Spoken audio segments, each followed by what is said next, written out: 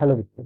Let's read this question. So this question says an electric field converts at origin with magnitude is given by the expression E is equal to 100 R Newton per coulomb, where R is the distance measured from the origin. Alright.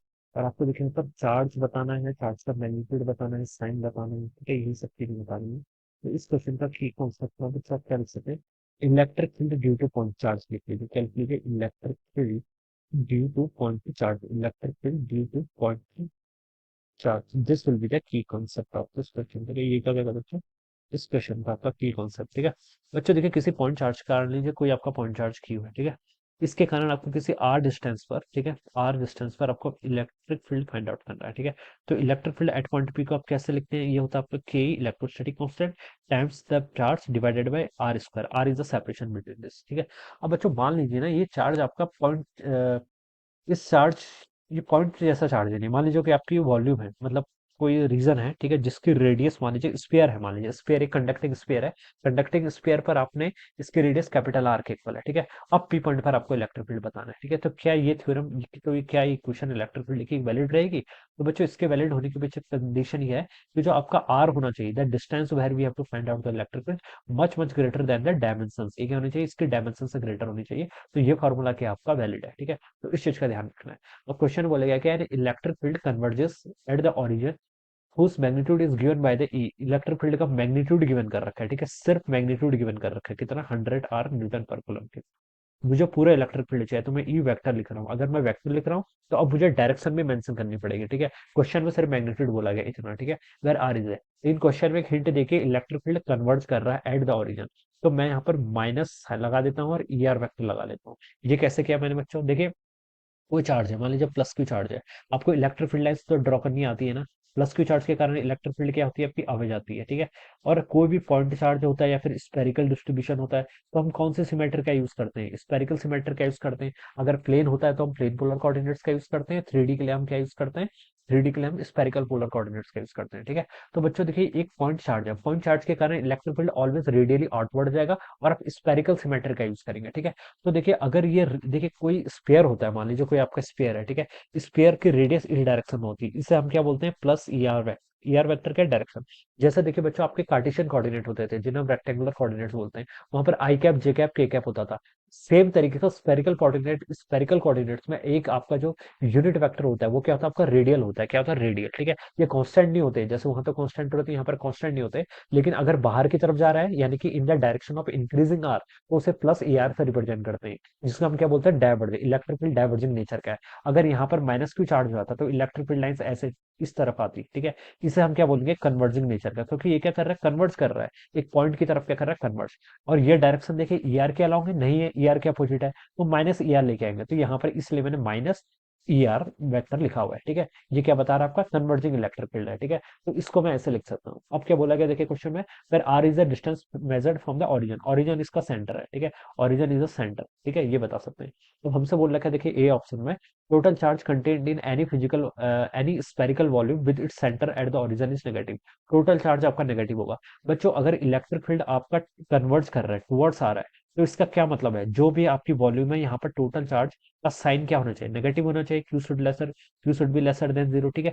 तभी तो converge करेगा। अगर positive charge होता फिर तो diverge करता ना, Q greater than zero होता तो डाइवर्ज करता। ई आर वेक्टर आपका इलेक्ट्रिक फील्ड की डायरेक्शन रेडियली आउटवर्ड आती, ना कि रेडियली इनवर्ड आती, ठीक है। लेकिन यहाँ पर बोल रखा है रेडियली इनवर्ड है, इलेक्ट्रिक फील्ड नेगेटिव आ रहा है, इसका मतलब चार्ज क्या होगा? टोटल नेगेटिव होगा। तो यहाँ पर लिखा है total charge contained in any spherical volume. Spherical volume हो सकती है, जैसे ये आपका स्पेरिकल वॉल्यूम है, ठीक है। इस पर चार्ज आपका क्या कर रहा है? कंटेन कर रहा है with its centre at the origin is negative. तो बच्चों ये स्टेटमेंट बिल्कुल करेक्ट है।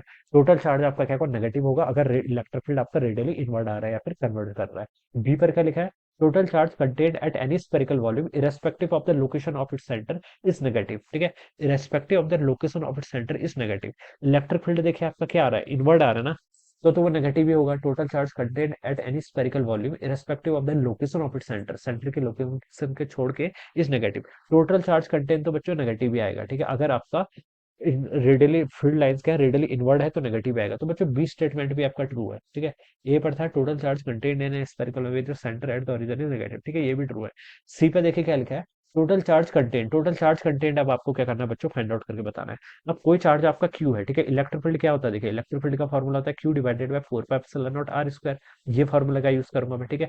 चार्ज आपका नेगेटिव है, तो मैंने इसको सिंपली क्या लिख लिया, 100 आर के इक्वल लिख लिया, ठीक है। इलेक्ट्रिक फील्ड देखिए ये होता है ना, आइदर मैं इसको माइनस यहाँ पर लिख सकता हूँ और चार्ज माइनस है, माइनस से माइनस कैंसिल कर लीजिए, या फिर क्यू बाई 4, मैग्नीट्यूड की बात करें सर, तो q by 4 pi epsilon naught 100 r के इक्वल हो जाएगा, ठीक है। ये आप यहाँ पर से ऐसे लिख सकते हैं। तो बच्चों देखिए यहाँ पर से कितना आएगा आपका क्यू, क्यू को अगर मैं ऐसे कैलकुलेट करूंगा, तो इसको देखिए आप, यहाँ पर से हम इसको देखिए पूरा एक्सपेंड कर लेते हैं, तो ये हो जाएगा देखिए 1/4 पाई एप्सिलॉन नॉट की वैल्यू 9 × 10⁻9 हो जाएगी, ठीक है। क्यू की वैल्यू फाइंड आउट करनी, डिवाइडेड बाय आर डिस्टेंस है, ठीक है। रेडियस 3 सेंटीमीटर के इक्वल दे रखी है, ठीक है। तो 3 × 10⁻³ का आप क्या कर लीजिए square, it should be equal to 100 × r बच्चों अगेन कितना है आपका 3 सेंटीमीटर के इक्वल, यानी कि 3 × 10⁻² के इक्वल। तो इस टर्म को देखिए बच्चों अब आप सिर्फ सॉल्व कर लीजिए, ठीक है। तो यहाँ से देखिए 3 का स्क्वायर करेंगे तो 9 हो जाएगा, तो ये 9 से तो ये 9 कैंसिल हो गया। क्यू इंटू 10⁻9 इधर था, 10⁻6 है, ऊपर जाएगा 10⁻+6 हो जाएगा, ठीक है। और राइट साइड पे आपका 300 × 10⁻² आ गया, ठीक है। तो क्यू को देखिए बच्चों क्या लिख सकते हैं, 10⁻9 और 6 कितना होगा, 10⁻15 के इक्वल हो जाएगा, ठीक है। ये +15 है, ठीक है। राइट साइड जाएगा तो कितना हो जाएगा आपका -15। 300 × 10⁻² को आप 3 लिख सकते हैं, ठीक है। इंटू, ठीक है, क्यू आपका यहाँ पर से इतना हो जाएगा 3 सेंटीमीटर है ना आपका, सॉरी ये 10⁻² होना चाहिए ना, फिर सेंटीमीटर है तो, ठीक है। 10⁻² होगा, 10⁻² का स्क्वायर करूंगा तो आपका -4 होगा, ऊपर जाएगा तो आपका +4 हो जाएगा, ठीक है। ये होना चाहिए, सॉरी, ठीक है। और यहाँ पर आपका 10⁻9 और 4 कितना होता है 13, राइट साइड जाएगा तो 10⁻13 के इक्वल हो जाएगा। तो इतना कुलम का आपका चार्ज होना चाहिए, 3 × 10⁻13, ठीक है। सी पे लिखा total charge contain in spherical volume of radius 3 centimetre with centre has a magnitude of 3, बिल्कुल करेक्ट है, ठीक है। और डी पर देखिए आपका लिखा है 3 × 10⁻9 बोल रहा है, तो ये आपका इनकरेक्ट हो जाएगा, ठीक है। बच्चों एक चीज का और ध्यान रखना है यहाँ पर, इसने क्वेश्चन में टोटल वॉल्यूम बोल रखा है। अब आइदर आप पॉइंट चार्ज लाएं, आइदर आप कोई वॉल्यूम का यूज करें, ठीक है। तो ये दोनों से रिजल्ट आपका सेम रहेगा, क्योंकि ये कंडीशन आपकी होल्ड होनी चाहिए बस, ठीक है। देखिए ये कंडीशन क्या होनी चाहिए आपके यहाँ पर, होल्ड होनी चाहिए, तो ये आपकी हो रही है, ठीक है।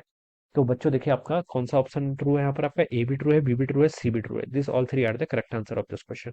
सो I hope you all understood this concept. All the best and thank you so much.